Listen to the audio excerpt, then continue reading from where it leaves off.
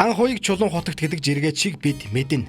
Олноо хайрлагдсанэр нь талах ган хуйг. Зарим тохиолдолд салаавч ган хуйг гэх нь ч бий. За тэр нэр усанч дүүрч. Ер нь бол мэдээлэлд их ойрхон байдаг нөхрөлтөө. Тэрээр Эрдэнтийн тухай нэгэн ноцтой мэдээлэл жиргэжээ. Эрдэнтийн архивыг хамгаалалтанд авах хэрэгтэй.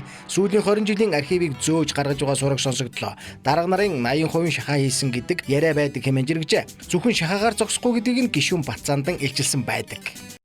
Эрдэнтийн шахаа маха их яриад байгаа. Та нар маань очоод тэр молибденийн хэн зардгийг Зэсийн баяжмлын тоон дутмаас 20-30 долларыг офшор руу хэн явуулдгийг бодвол шалгаад тогтоосон байлгүй дээ.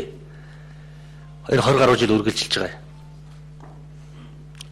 За тэгэхээр олон улс төрчдийг тэр бүмтэн болгосон гэгддэг Эрдэнэт үйлдвэрт бараа бүтээгдэхүүн шахаас гадна Эрдэнэтээс өөрөөс нь гардаг бүтээгдэхүүнийг гадагшин шахаж мөнгө унагадаг хүмүүс байгаа нь тодорхой байна. Ер нь бол Кумо буюу Купру молибден гэсэн нэрч бас байгаад байдаг нь энийг хэлээд байгаа юм байна. Ер нь зэсийн ордыг дагалдан алт мөнгө молибден гардаг гэдгийг оюутлогын жишээнээс харж байна. Оюу толгоос цагаан мөнгө алтан лав гардаг. Татвар төлдөг хэсэг нь харин тодорхойгүй. Манай улс төрчид авч идэж хулгай завшигтай гаргууд учраас өдөөд учрыг нь олчихсон цохиж байж мэдхэл юм. Юутай ч гэсэн ийм мэдээллийг задлаа. Эх орон хөдөлгөөн төрийн бас байгууллагууд энэ тал дээр анхаарлаа хандуулан хөдөлж ярих нь дээр баг. Хэрвээ энэ асуудлыг ил болгоод олонний анхааралд оруулах юм бол маш их мөнгө төгсөв цуглах байх. Оюу толгой үйлдвэрийн борлуулалт бүтээгдэхүүний орц гарц хувьжин Эрдэнэтээс гарч буй энэ мэт асуудлуудыг илчилж чадах юм бол одоо нөгөө айлгаад байгаа стендбай хөтөлбөр автомашины бензиний татвар эрүү өвдгөө нээлтэл ажиллаж байж тэтгэр түрх инээдэрээ бол баяртай болж мэдгэл юм. Төр засгийг хараад ёстой нэмэргүй мэдээлэлтэй мэдээлэлээ задлаад энэ мэт хууль бус босромог үйлдэлүүдийг илчилж улс орноо хямралаас гаргацгаая. Цаанаа нь бас офшороос оруулж ирэх мөнгөний асуудал ч бас таг мартагдах шинжтэй болоод явчихлаа. Тэмцдэггүй ардан мөнгөдөг гэж үүнийг л хэлээд байгаа юм. Зэвсэг барилгүйгээр үзэг барин тэмцснээр олон асуудлыг шийдэж болох санагд. Эрдэнтийг илчлэх челленжэд эх оронч төрийн бус байгууллага, эх оронч шудраг гишүүдийг дуудаж байна.